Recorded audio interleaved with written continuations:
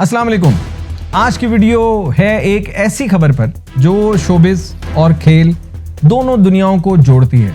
बड़ी मज़ेदार खबर है। जी हाँ, आज हम बात करेंगे बॉलीवुड के किंग शाहरुख खान की, जो न सिर्फ फिल्मों में राज करते हैं बल्कि क्रिकेट में भी इनकी भरपूर दिलचस्पी है। शाहरुख खान दुनिया के मुख्तलिफ हिस्सों में क्रिकेट फ्रेंचाइजीज के मालिक हैं, जिनमें भारत की कोलकाता नाइट राइडर्स से लेकर वेस्ट इंडीज की PKR शामिल है। और अब 2025 की कैरेबियन प्रीमियर लीग के ड्राफ्ट में शाहरुख खान ने 2 पाकिस्तानी खिलाड़ियों को अपनी टीम में शामिल कर लिया। जी हाँ, मोहम्मद आमिर और उस्मान तारिक अब TKR का हिस्सा होंगे। बात करें मोहम्मद आमिर की तो वो इससे पहले भी 4 सीजन CPL में खेल चुके हैं और अब तक 39 मैचेस में 51 विकेटें हासिल कर चुके हैं, वो भी सिर्फ 18.9 की औसत से। डेथ ओवर्स में उनकी स्विंग और कंट्रोल उन्हें एक खतरनाक बॉलर बनाती है।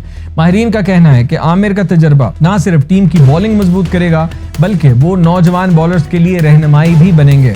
दूसरी जाने बात करें उस्मान तारिक की तो ये होगा कि उनका CPL में पहला सीजन, यानी कि वो CPL में डेब्यू करेंगे। लेकिन उस्मान तारिक ने PSL 2025 में कोयटा ग्लैडिएटर्स की तरफ से सिर्फ 5 मैचेस में 10 विकेटें लेकर सबको हैरान कर दिया था। एक ऑफ स्पिनर होने के नाते सबकी नजरें उन पर जड़ी हुई हैं कि वो कैरेबियन पिचेस पर कैसा परफॉर्म करेंगे। शाहरुख खान की इस प्लानिंग को बहुत से माहिरीन स्मार्ट मूव करार दे रहे हैं, क्योंकि वो एक तजर्बाकार बॉलर आमिर और एक उभरते हुए टैलेंट उस्मान को साथ लेकर चल रहे हैं। अब सवाल ये है कि क्या ये दोनों पाकिस्तानी स्टार शाहरुख खान की टीम का टाइटल जितवाने में अपना कोई रोल प्ले कर सकेंगे। और दूसरा यहाँ पे सबसे इंपॉर्टेंट सवाल ये है कि क्या इस शाहरुख खान के अमल को भारत में सराहा जाएगा या उनके साथ भी वही होगा जैसे सरदार G3 मूवी के साथ हो रहा है कि पाकिस्तानियों को नहीं लेना भाई, पाकिस्तानियों को लोगे तो मसला होगा।